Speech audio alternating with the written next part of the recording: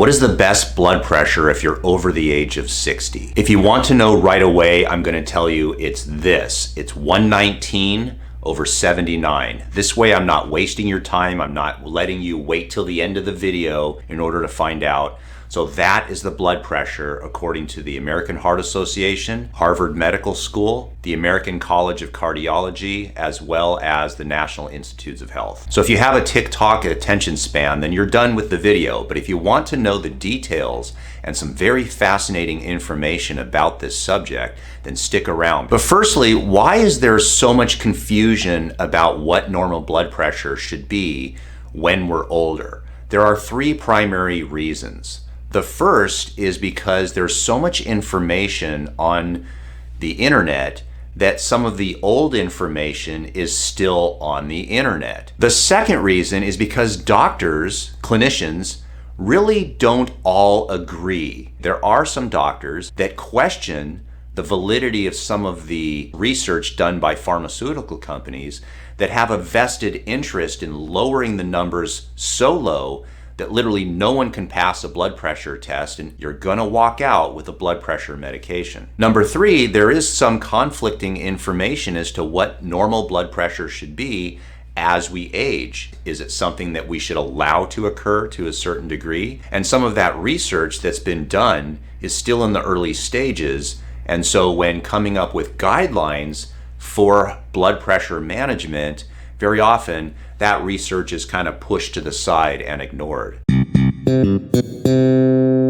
Normal blood pressure for the systolic is 119 and below.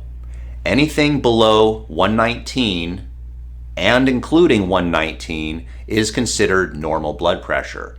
The diastolic would be 79 or anything below that is considered normal. So if you have a blood pressure of 119/79 or anything lower than that, you're good, everybody's happy, you're not given medication when you go to the doctor's office. But now what happens if your systolic number isn't 119, but now it's 120? Now you're in a different classification. It's not considered normal anymore. You are now considered to have elevated blood pressure.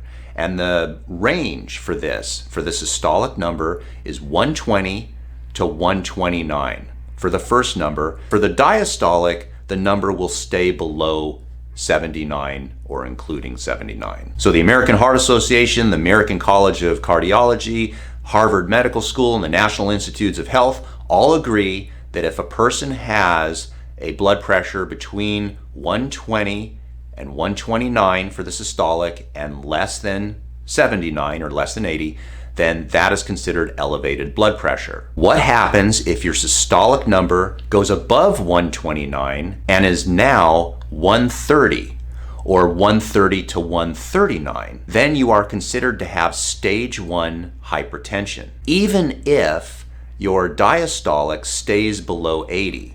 But most of the time when your systolic starts going up, your diastolic starts going up as well.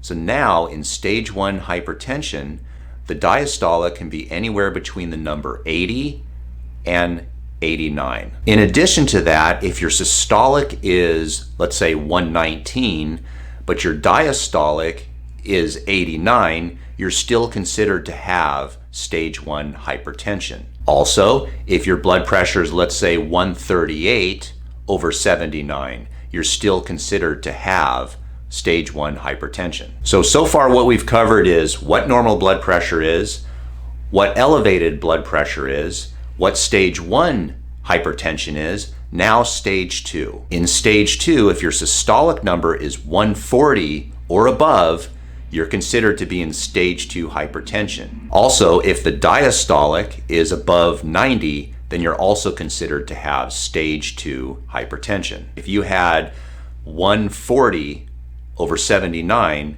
you're considered to have stage 2 hypertension, according to these guidelines. Or if you had 119/92, that's still stage 2 hypertension. Now there's a final stage of this, and that is that when you are considered to be in a crisis. A crisis would be the systolic number as 180 and or the diastolic as 120. That's a situation that's considered a medical emergency. You need to get to a doctor now. So I will put up a chart in this frame right here so you can get an idea of what you want to know. So you can screenshot this so you have it in your phone, or what you can do is hopefully you've been writing this down so you can learn these numbers.